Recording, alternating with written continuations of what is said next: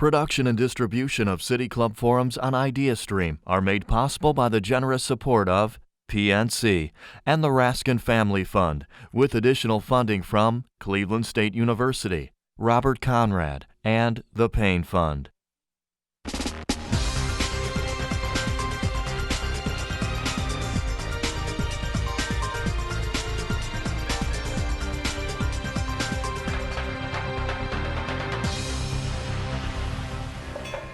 Good afternoon and welcome to the City Club of Cleveland. I'm Dan Moulthrop, Chief Executive here and also a proud member. And it's my pleasure to introduce today's forum, a panel conversation on the opening months of the administration of President Donald J. Trump. A little over 3 months ago, we gathered in this very room to watch the inauguration of our 45th President of the United States and to discuss what he planned to accomplish in his first 100 days, the time period where historically, or at least since FDR, a president has had the most power and influence. Here we are again, 112 days later, according to my calendar. Since Inauguration Day, President Trump has worked at breakneck speed, signing some 30 executive orders, 13 congressional review acts, successfully nominating a Supreme Court justice, and working to enact 28 laws. The road to these accomplishments has not been easy. Active and sustained resistance from members of his own party and from Democrats, the ongoing investigation into his campaign's ties to Russia, now complicated by the recent firing of FBI Director James Comey, internal White House rivalries, and frequent battles with the media have dominated the headlines. President Trump has called the first 100-day deadline a, quote, ridiculous standard, but we're going to look back at it and the standard itself anyway. We've assembled a panel of local and national voices, and here to steward our conversation is ideastream reporter and producer Darrielle Snipes. Ms. Snipes is a frequent moderator for us. She's an award-winning journalist who has worked in Oklahoma City, Baltimore, Detroit, and Indianapolis before coming to Cleveland. And I turn the program over to you, Darrielle. Thanks so much. Thank you, Dan. Good afternoon. On our panel today is Dr. David B. Cohen, is a professor of political science and fellow in the Ray C. Bliss Institute of Applied Politics at the University of Akron. Among others, he teaches courses on the American presidency, Congress, and Homeland Security. In addition to his academic pursuits, Professor Cohen is a frequent media contributor and guest speaker on national and Ohio politics. And Robert Frost has been chairman of the Cuyahoga County Republican Party since 2005. He is also counsel at Tucker Ellis LLP law firm in Cleveland and a former Rocky River city councilman. Don Gonyea is an NPR national political correspondent based in Washington, D.C. He spends much of his time traveling throughout the United States covering campaigns, elections, and the political climate throughout the country. Jessica Wehrman has been the Washington correspondent for the Columbus Dispatch since 2011. She covers Ohio politics, including congressional elections and presidential elections. Please help me welcome the panel today.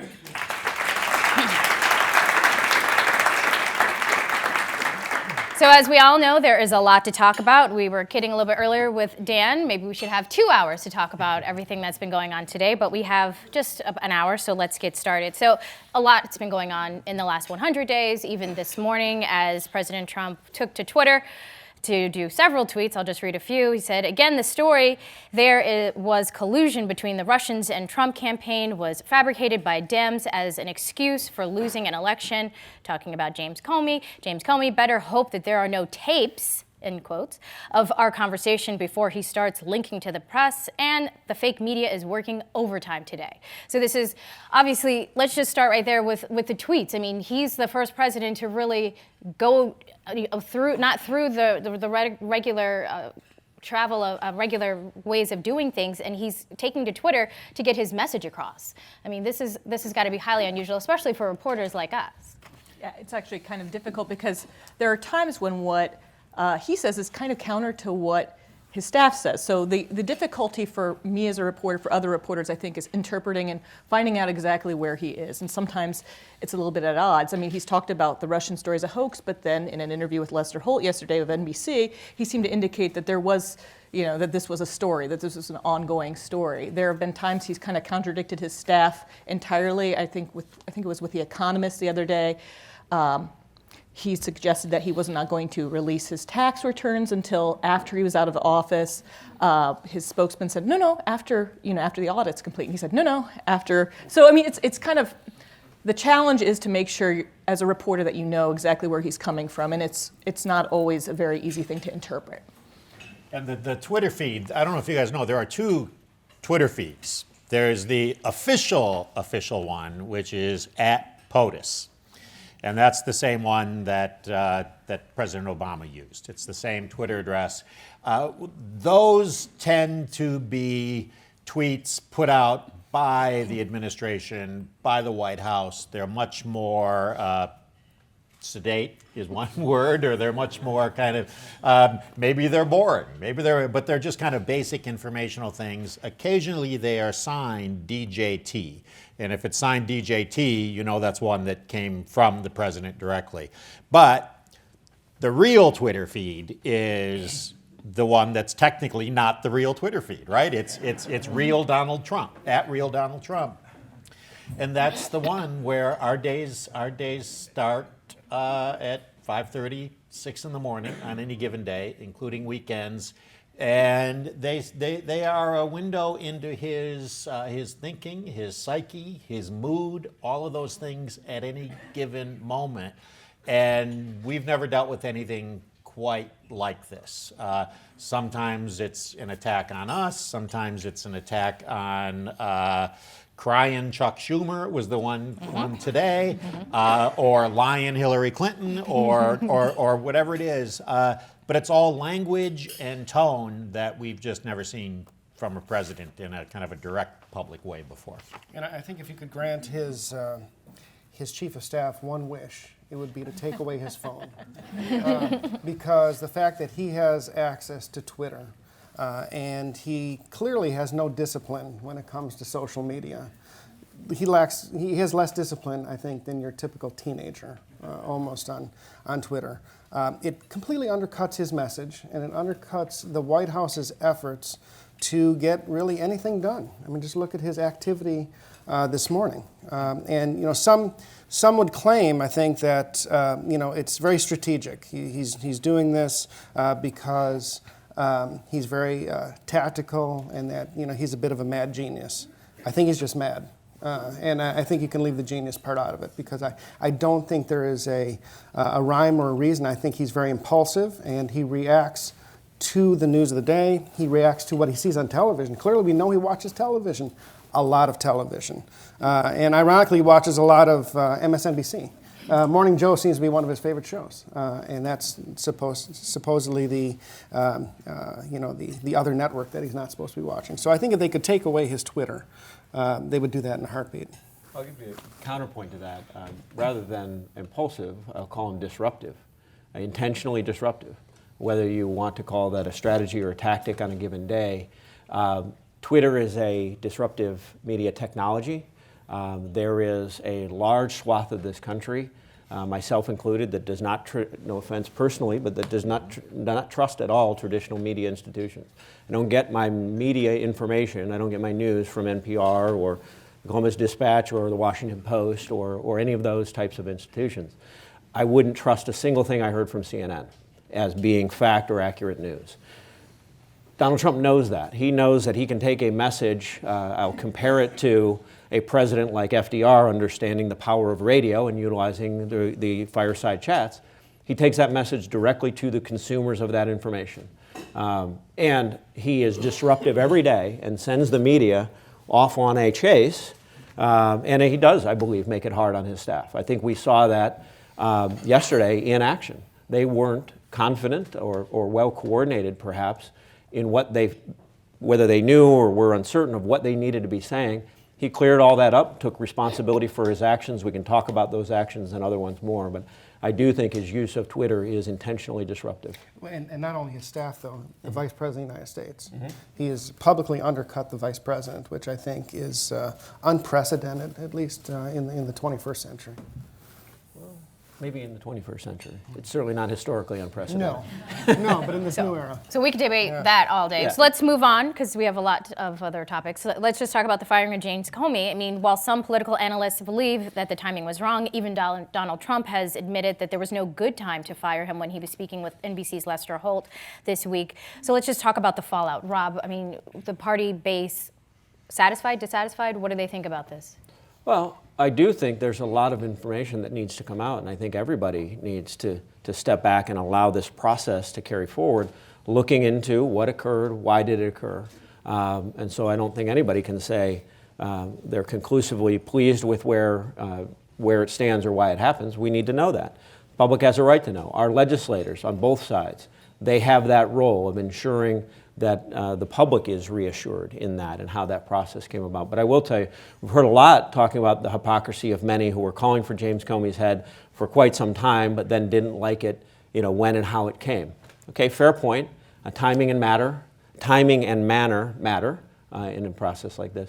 But look at the criticism that was welling up until hours before, and probably minutes before Comey was fired, about the extensive time it took to fire General Flynn.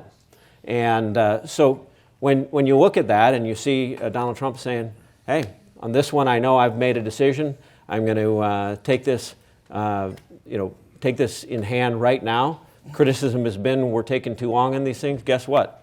We're ready to go and I'm making the decision. Now he has to live with those consequences. But the timing is because he was investigating the Russian, how they played in the election. So that's the reason why some people are saying you just can't fire someone who's doing this investigation that is looking into the administration. Do you think that's kind of suspect? I know that you guys have been doing some investigations about that. It's a big deal to fire an FBI director. That's not something that happens very often. You have to go back to the early days of the Clinton administration for it to happen. There are stories about how Richard Nixon was ready to fire J. Edgar Hoover once and brought him into the Oval Office, and depending on who tells the story, either lost his nerve or chickened out or worried about what Hoover had on him or whatever it was, and it didn't happen. But an FBI director is appointed to a 10-year term. And that's to give them a manner of independence and all of that, which is not to say a president isn't fully within their rights to do it. But the timing of this one is very, well, it's what's caused the firestorm this week. True enough, Democrats have been plenty critical of James Comey, especially the announcements he made over the course of the election last year regarding the investigation into Hillary Clinton's emails. But we do know that the FBI has actively and aggressively been looking into ties between the Trump campaign and Vladimir Putin and Russia.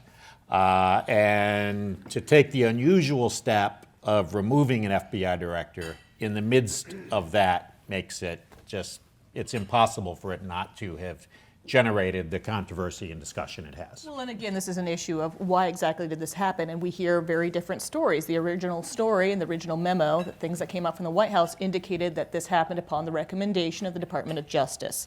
And the story was that this happened right after the House, after he gave false or erroneous or I don't know how you want to characterize it, but testimony regarding Hillary Clinton and Huma Abedin. But then President Trump himself actually said, no, this was my decision. This was something I'd wanted to do for a long time. So when you've got those sort of conflicting narratives, and I mean, my tendency would go from the horse's mouth, the proverbial horse's mouth, that actually raises some questions, and it's going to be something that we're going to have to be watching for some time. And it's in conflict with his own letter. The letter stated that the reason was because of what had happened during the campaign and Comey's actions with regard to Hillary Clinton and the letter and the emails. And then the very next day, he does the interview with Lester Holt and basically admits that it was because of the Russia investigation. And I just thought it was odd that he even contradicts his own letter and his own White House when you had Vice President Pence and you had the press secretary and others going out there selling one story, and then he next day completely undercuts it. Could I just say this, because I know there are a lot of other things we want to talk about than just the last 24 hours. Right. There's the whole preceding 111 days. If the idea was to undercut or cut off this investigation into Russia ties, this has to be the worst possible action that the president could have taken.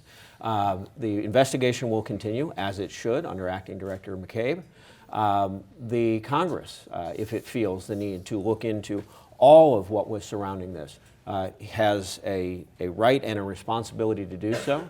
I am fully in support that if a special counsel, you keep hearing people talking for, asking for a special prosecutor. That law doesn't exist anymore, but if Justice should appoint a special counsel to do a further investigation, absolutely, and let the investigation go where it leads, where the facts lead.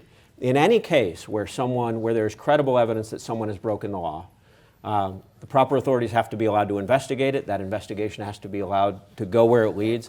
And then if there are legal consequences, they have to be borne out. And that's not said with prejudice to anything we know yet in this for James Comey, President Trump, Hillary Clinton, Uma Abedin, or anyone else. It's just saying, let's let the investigation bear on out before we jump to conclusions. You know, Rob brings up a good point. That's exactly the point is, we really should be talking about something else. Had this panel happened a week ago, we'd be talking about the health care bill. We'd be talking about the Supreme Court nomination and a whole host of other things. But the president himself, in making the decision to fire an FBI director, and Don points out, it's unprecedented, only one other time in American history, and that was William Sessions, who was fired because he was under an ethics investigation.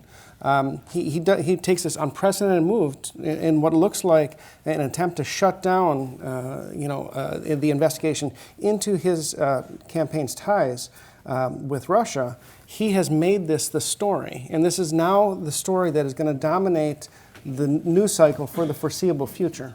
And there's nobody at fault for this but the president himself. Well, at fault. If James Comey had concluded an investigation and said, I find no ties by the Trump campaign to Russia, Democrats would have said, well, he's your guy. He's the one who's skewed the election for you. It would have been just thrown out, and it would not have allowed the story to end. If McCabe and if a special counsel appointed now, and if Chuck Schumer with a special committee want to look into it, I think I would hope people would say they're going to have a little more confidence in that result. So let's move on to his 100 days, or his 112 days. How do you think they're going? I mean, there never seems to be a dull moment from day one, would you say? So, I mean, overall, if you look at it, he tried to do a couple of things that he said that he wanted to do in the first 100 days. He tried to enact the travel ban. It's tied up in the courts. His first attempt at the American Health Care Act didn't get enough votes, so they passed it. But then just recently, the House passed measures to repeal and replace parts of the former President Obama's Affordable Care Act to move that forward. The Congress didn't accept his plan to cut millions of dollars of funding to tons of programs. So, those are the things that didn't go necessarily right. Has he done things that, he says that he has wanted to do, that he's accomplished some things, would you say? If you're going to point to one major accomplishment, would be the Supreme Court getting Neil Gorsuch. And I say that sort of I remember during the campaign talking to folks who were Republicans, but perhaps not really Trump people, maybe more Kasich people, maybe some other candidate. What they said was, he's not really my brand of Republican, but I really want the Supreme Court to go Republican or go to a pro-life or a more conservative justice. And so in that respect, you can actually say there is a concrete change, a concrete win, if you will. The other ones are all pretty mixed and very turbulent. It's been a very turbulent first 100 days, but if you're going to point to one single thing, you could also, sort of as side notes, talk about the executive actions as concrete things that he has done. You could also talk about withdrawing from the Pacific Rim trade deal. Those are three things that I would say, but I think Gorsuch is really the sort of the crown jewel. I would agree with the Gorsuch being the main thing. You've also got, he's approved permitting. I think is exactly what he's approved for the Keystone and Dakota Access Pipeline, and that's something that his supporters, symbolically, it's been very important to them. But in terms of big legislative achievements, it's important to realize that the big victory party on the South Lawn of the White House for the American Health Care Act was, it's not even halfway through the process yet. It's passed the House. It was a big deal getting it through the House, and there was deal making, and they came up with something that could pass by a narrow margin. But it's probably even generous to say its fate is uncertain in the Senate, given what we've heard there. He doesn't have anything, obviously times are different, but he doesn't have anything the equivalent of the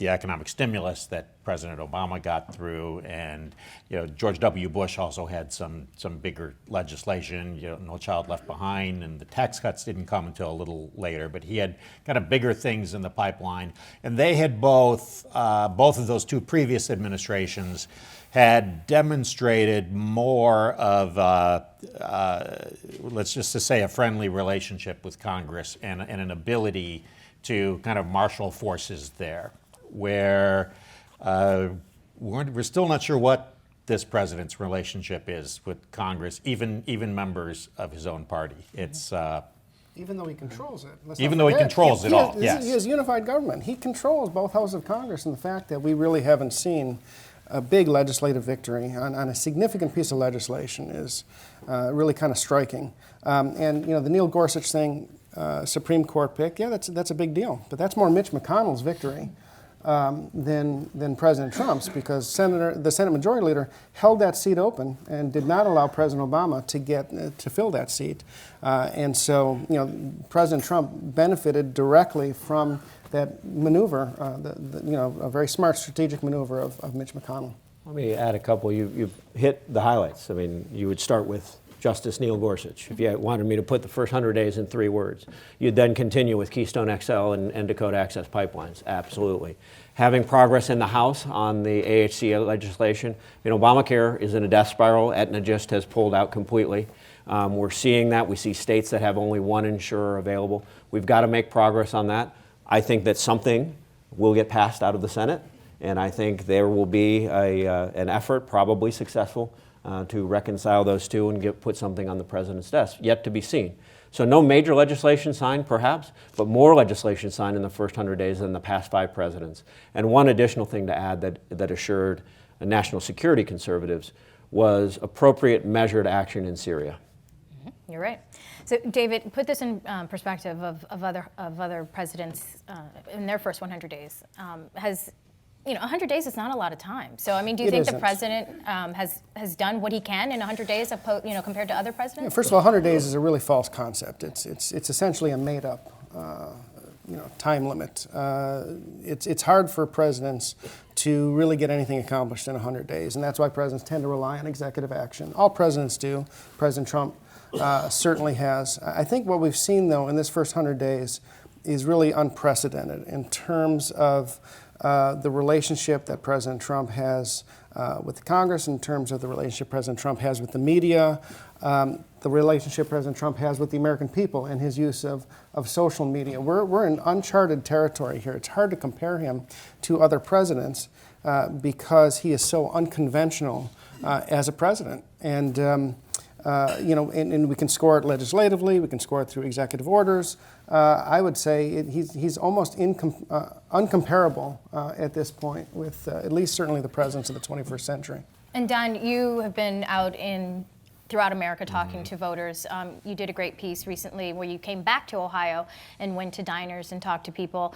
What can you say about voters in general, but also Ohio voters? Are they pleased, especially his supporters? Are they pleased with what's been happening the 100 days? Yeah, I do spend a lot of time in diners, a lot of time in union halls. Before I started covering national politics in the White House for NPR, I was based in my hometown of Detroit, and I was covering the auto industry and labor unions. So a lot of those old sources and contacts carry over, and I know this terrain and spend a lot of time in your part of the state. I always feel like I'm home when I'm back here. I am finding you know what it is. You walk into a diner in Cortland, Ohio, or in Warren, Ohio, one of those places.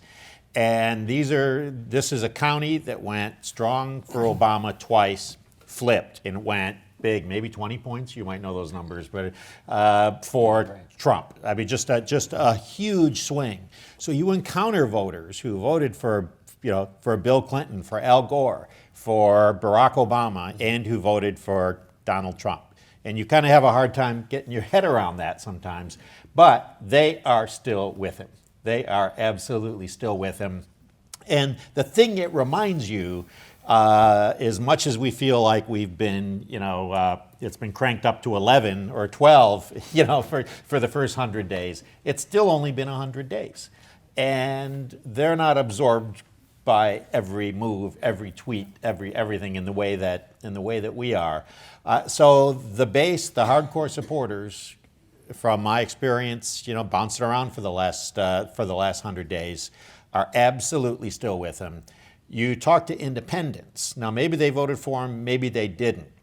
But even if they didn't vote for them, early on they would say, look, he won, he wasn't my first choice, I wish it had gone differently, but I support my president and I hope he does well. Those are the people you're starting to see who are going, enough, I need a little more control. And then Democrats are where Democrats have been, just overwhelmingly opposed. The journey Democrats have made is months of getting over their sheer disbelief, and now they're kind of contending with the reality of what President Trump really means. 5 stages of grief. Yes. The numbers Don talked about. I mean, we have 60,000 more Republicans in Cuyahoga County than we did January 1 of last year. Many of those were people who came over to the Republican Party, particularly the type of voter you described, and are remaining with the Republican Party, are very happy to see what the president is doing in this first 100 or so days. It is an artificial line, but that's why we're talking about day 112 and 11 today as well, because it's the start, the opening months of this presidency. And I will say that, yes, we do hear from people who were reluctant to vote for President Trump, but did, and voted for the ticket, voted for Senator Portman, voted for others. And they're very happy with where the government is headed. They're happy, we didn't mention before, the regulatory rollback, what's been done on coal, what's been done reducing $86 billion in costs and regulations. The business market is showing that. The S&P index is showing that confidence is back in the economy. If we're going to talk about polling and approval rating, yes, his base is still with him. But Gallup poll, for example, has been following presidential approval since the 1940s. This is the most unpopular president at the 100-day mark that we've had in American history. We've actually never had a president under 50% approval. His average rating after 100 days was 40%. His disapproval was 55%. We've never seen this in American history because usually in that 100-day period, it's the honeymoon period. And even people that didn't vote for the president usually come over to his side and want to cut him some slack and are willing to give him the benefit of the doubt a little bit. From the very beginning, his approval was underwater. It has never gotten up above, in terms of the Gallup rating, I think above 45 or 46%. And as of yesterday, it was down to 38%.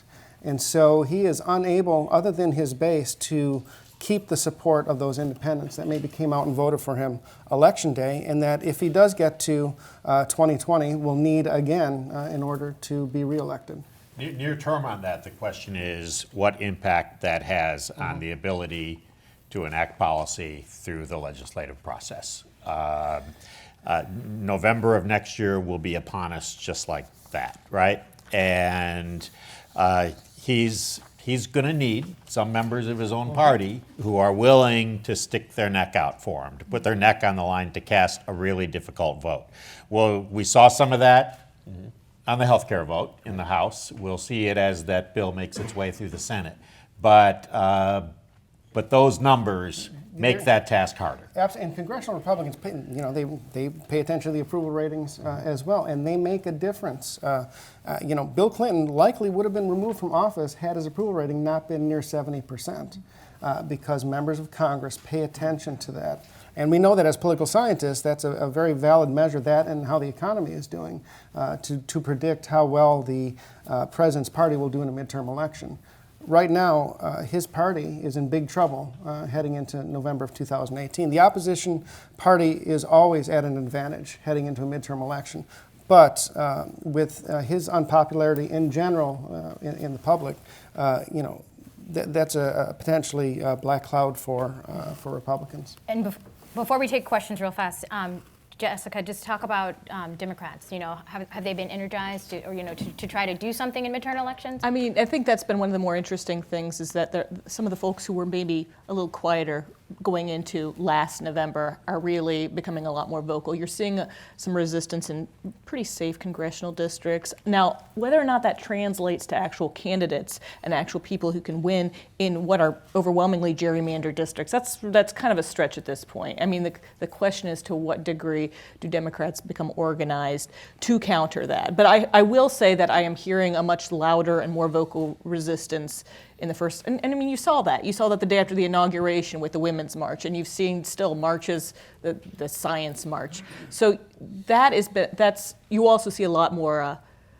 calls into Congressman's office. It's very interesting to sit there and listen to to the calls that come in. So I would say that's actually one of the more interesting aspects of the first 100 days. But Democrats are energized, but I don't think they're unified by any means. That's because true. Democrats have their own problems with the left part of their base and the Bernie Sanders voters. And I was struck by the lack of sort of a unified. When I covered the Women's March, there were 1,000 different causes. There was but it was hard. It didn't seem like it was coalesced yet, but maybe. Sorry. And remember, just quickly, the Democratic bench is much smaller and thinner than the Republican bench. How many Republican governorships now? 30. I knew I 31, needed to look 30. this. 31, I believe, is the number. Yeah. Yes. I'll take your number. So that's a huge advantage there. And even in deep purple battleground states, state after state, you see Republican control of the entire legislature and probably the governor's office. The Republican Party, we may get to it more during questions, but the Republican Party is strong and unified now. Will that maintain? That's the job of a party. But I talked about institutions and media before and lack of trust. It's happening in parties. We're seeing it globally. We're seeing it in the United States. Look at the two major contenders who challenged Bernie Sanders and Donald Trump, not traditional members of their parties. The Democratic Party chose a more autocratic, this is who you're going to support. We're getting behind our candidate. We saw it. There was collusion of the Democratic Party. It should be called the Democrat Party, not the Democratic Party, because they're not democratic in the way they operate. I use that intentionally, and we're accused that we use that intentionally. That's true. It's not a democratic functioning organization. It's an autocratic functioning organization. And they told their members they needed to nominate Hillary Clinton. The Republican Party was more open. We've embraced the chaos. And that's what we have. We had that chaos, and I mean the chaos of 13 contenders on stage here in Cleveland, and people were saying, how can we possibly win? And what if this person or that person, and this one can't win, many times pointing at this person being Donald Trump. Yet that chaos of the early nominating period was embraced. The leadership allowed that input and people to flow into the party. Now it is a task, it is a balancing task to maintain unity among those people who were not previously unified and came together in November 2016. All right, thank you.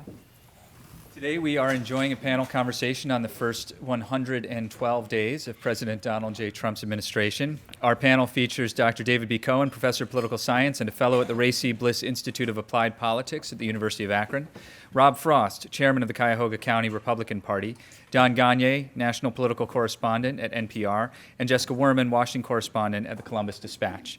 Our moderator is Darrielle Snipes of ideastream.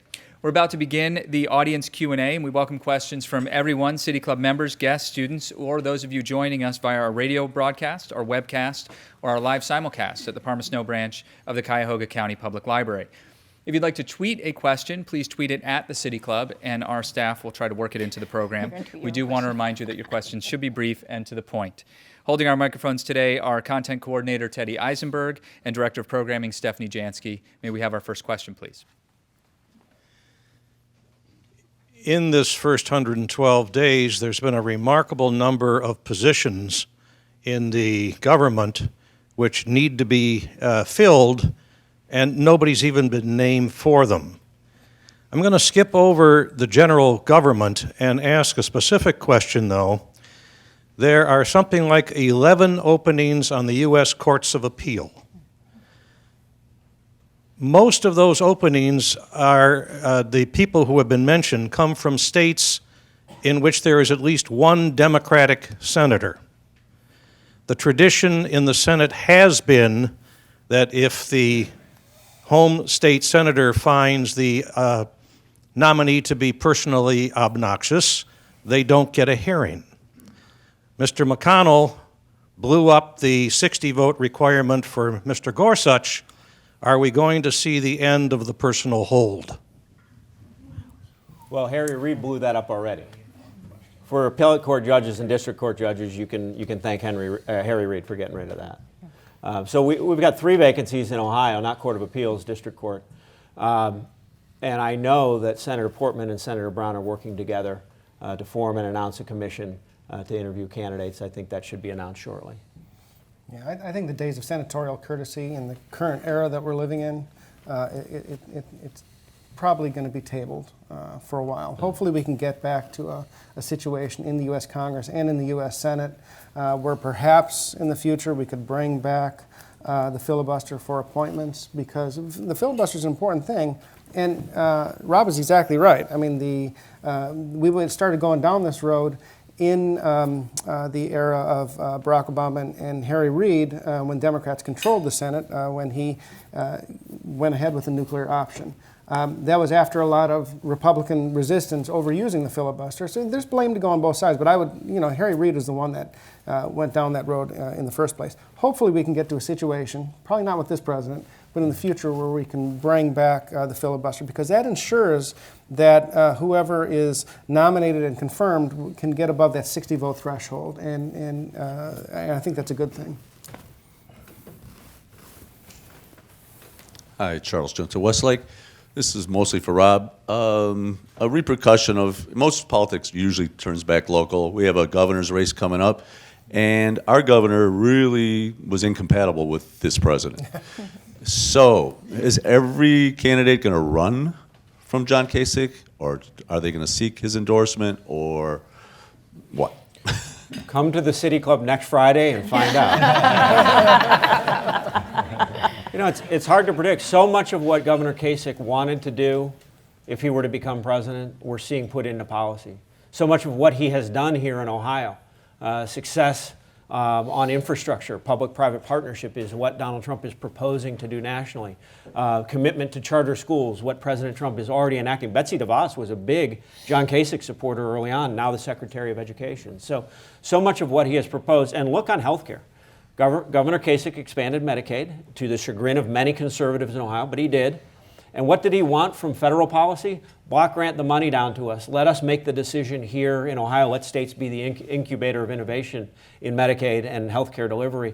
That's what the AHCA proposes to do. But Governor Kasich is a vocal opponent of the AHCA. I mean, yes, you're right. Yeah, I mean, he absolutely is. And I think you're right. They're not going to be exchanging Christmas cards anytime soon. And I think by the time we get to 2020, I think Governor Kasich, already right now, but Governor Kasich, by the time we get to 2020, is going to be looking pretty good as one of the few Republicans that had the guts to stand up to not only candidate Trump, of all the people that ran in the Republican primary, but even after he was elected. There's a lot of pressure on the governor to cave and to kiss the ring, metaphorically. And he has not done that to this point, and I don't see him doing that. He went to the White House, though. They went to talk about health care. And you didn't see Donald Trump ordering him to eat the meatloaf, but you also didn't see negative, bickering on Twitter afterwards. Sure. I understand. I wasn't there, but I understand they had a substantive policy discussion, and they came away. Yes, perhaps not agreeing to work together. Perhaps the ring was not kissed, but they came away with more of a working relationship than perhaps they had before. Agreed. So he continues to be a critic. That's true, and a great question to bring up. And I will just add, I'm going to be back here covering that very story. I think we're all interested in that,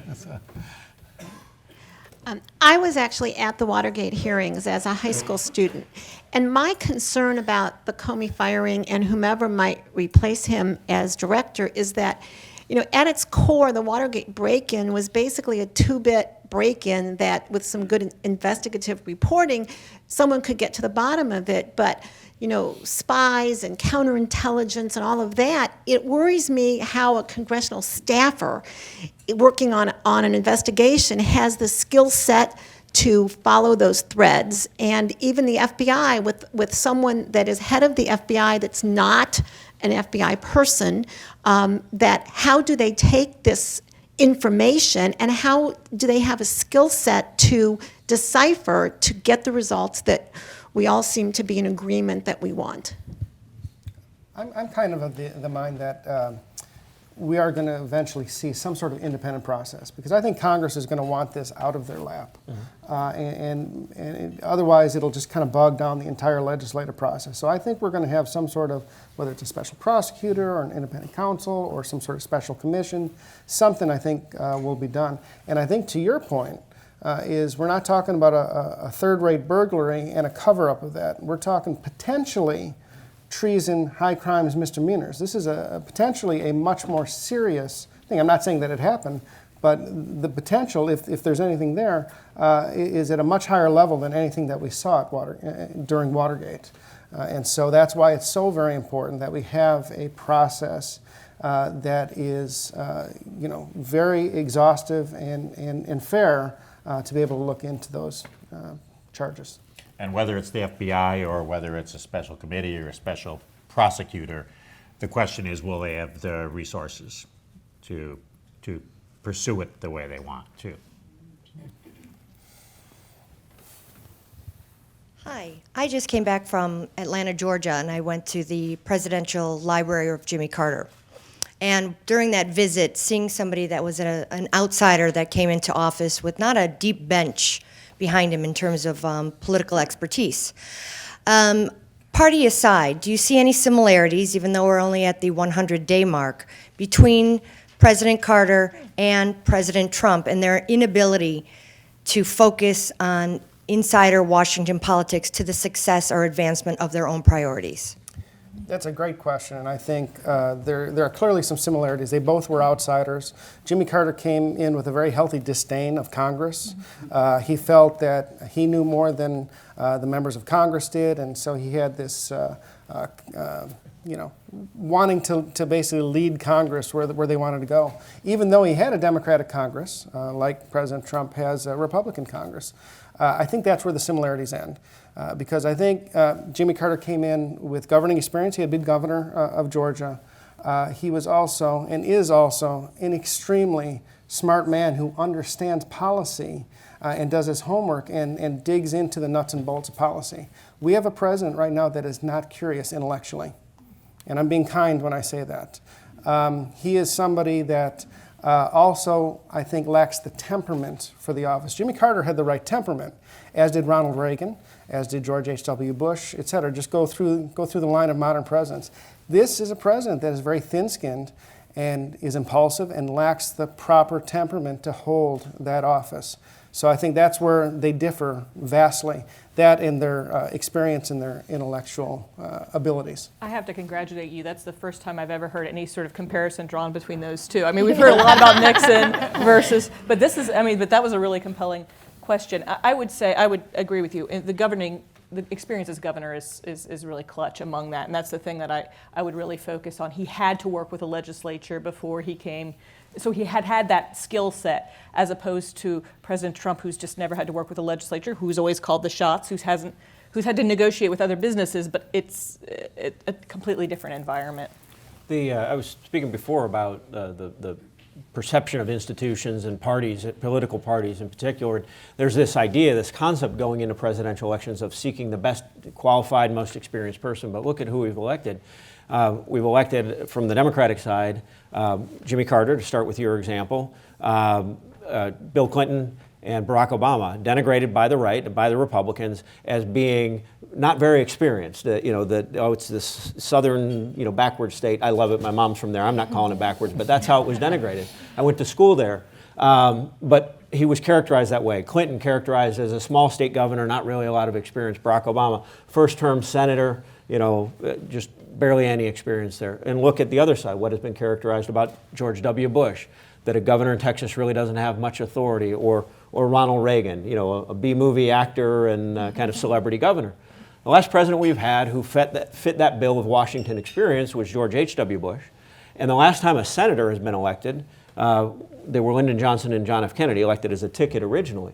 It hasn't been the norm in the last half century that we've gone for the most experienced person. And what we've had is outsiders kind of taking over parties and their personalities then projecting onto how their party is defined going forward. We see more of the same here, but to the ultimate extreme. And it's kind of this reaction of this pendulum swinging so far one way and then back the other. But they've all had governing experience, some more than others. They've all had governing experience, and they've all hired pretty good White House staffs, except for maybe Carter, whose staff was not very experienced, and I think he paid the price for that. But when Barack Obama came in or George W. Bush came in, they hired very experienced staffs. They hired strong chiefs of staff that ran a very disciplined White House.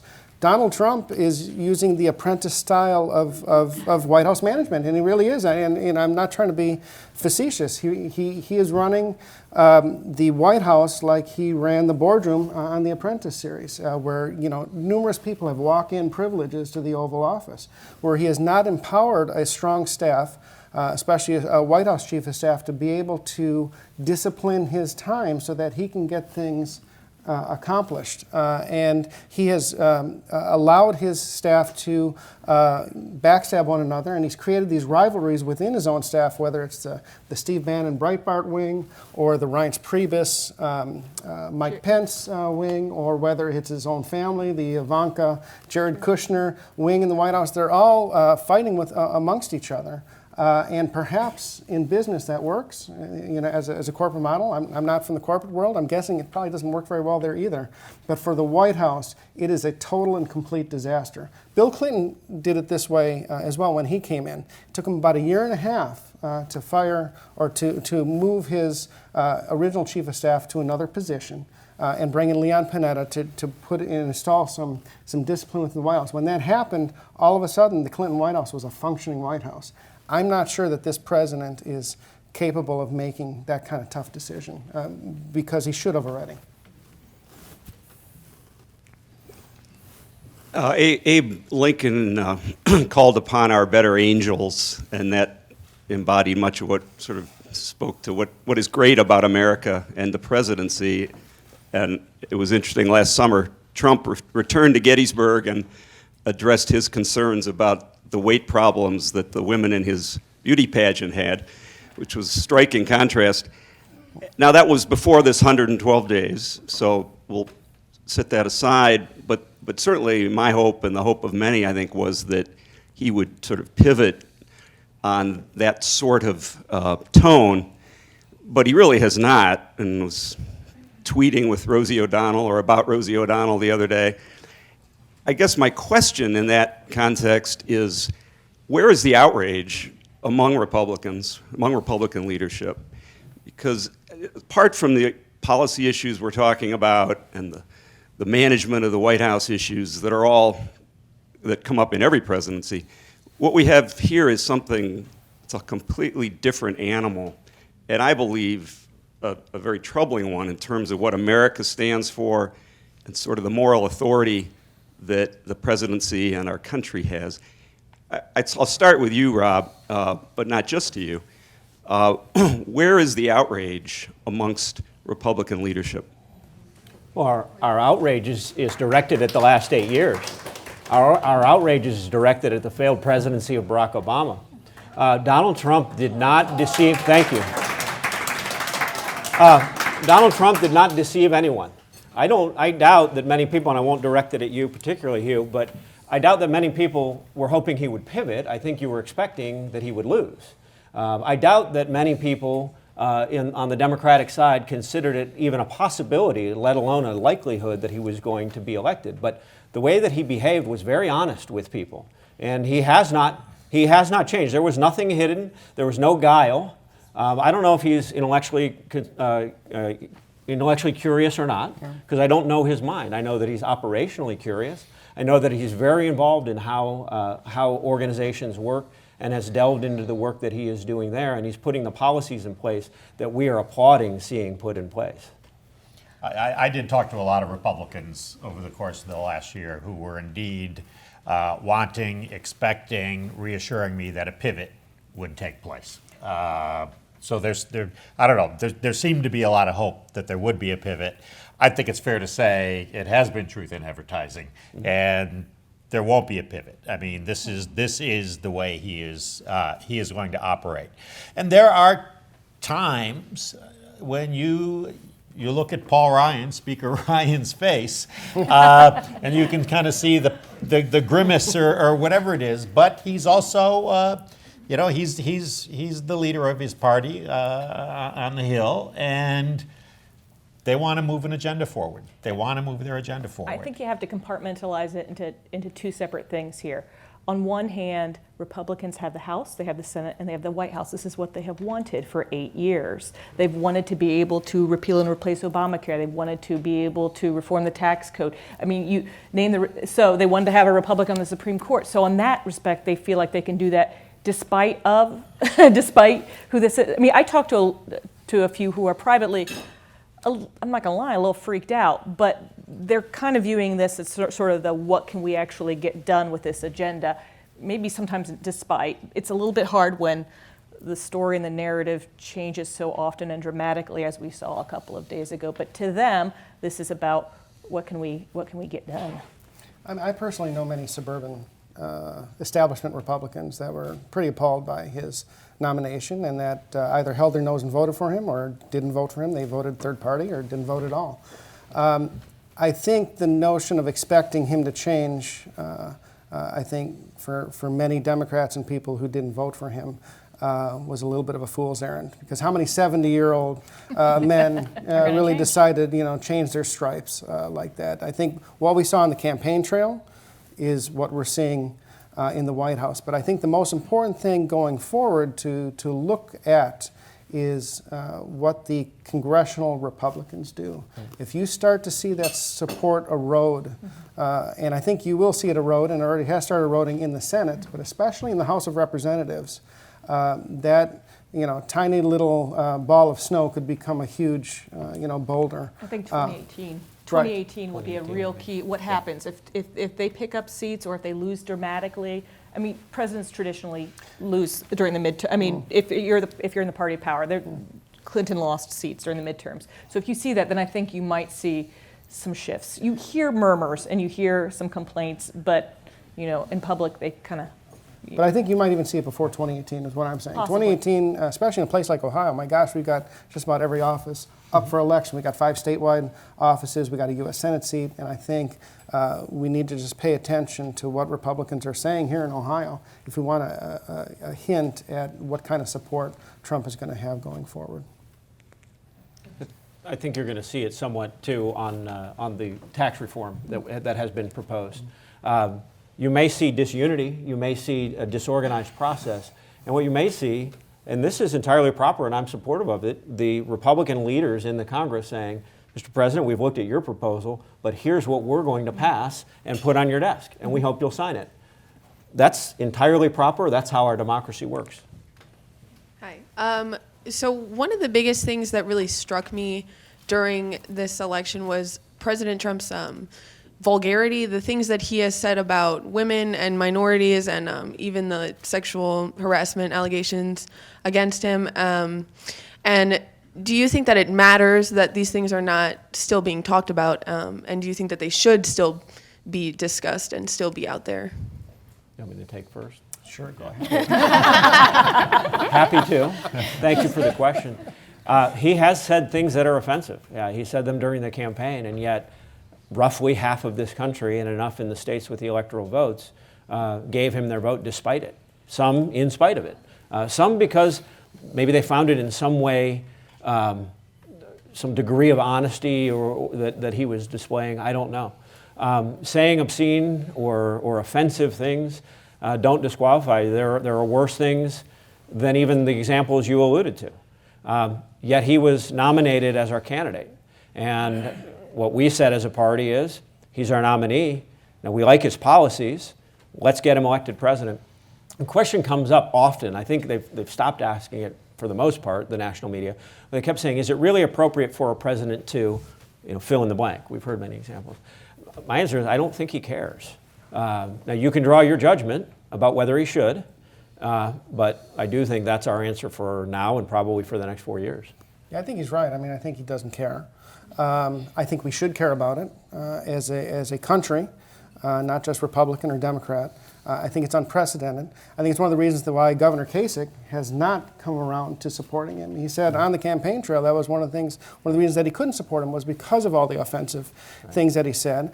And had any other Republican in the race been elected president, we wouldn't be talking about that. In fact, we wouldn't be talking about FBI directors getting fired, all this other stuff. We'd be talking about policy.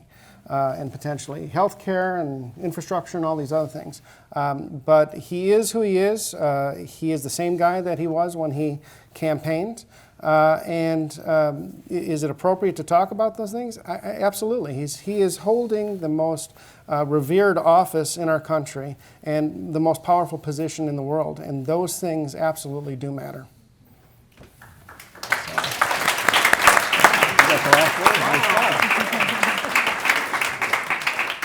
Today at the City Club, we've been really enjoying a panel conversation about the early days of the Trump administration. Community partners for our forum today are the Akron Press Club and the Ray C. Bliss Institute of Applied Politics at the University of Akron. We appreciate your partnership. Our hospitality partner is the Metropolitan at the 9 Hotel. We thank them for their partnership as well. Additionally, we welcome guests at tables hosted by the Republican Party of the Cuyahoga County and students from the Flow Homeschool Co-op, St. Ignatius High School, and St. Martin de Porres. Student participation in City Club forums is provided by many foundations, including the William E. Weiss Foundation. We thank all of you for being here today. That brings us to the end of our program. I want to thank our panelists, David Cohen, Rob Frost, Don Gonyea, and Jessica Wehrman, and I want to thank our moderator, Darrielle Snipes. Our forum is adjourned. Ladies and gentlemen, thank you for being here. We'll see you later.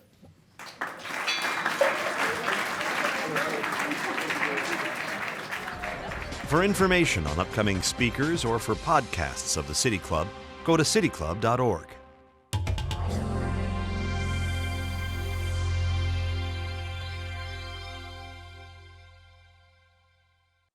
Production and distribution of City Club forums on ideastream are made possible by the generous support of PNC and the Raskin Family Fund, with additional funding from Cleveland State University, Robert Conrad, and the Payne Fund.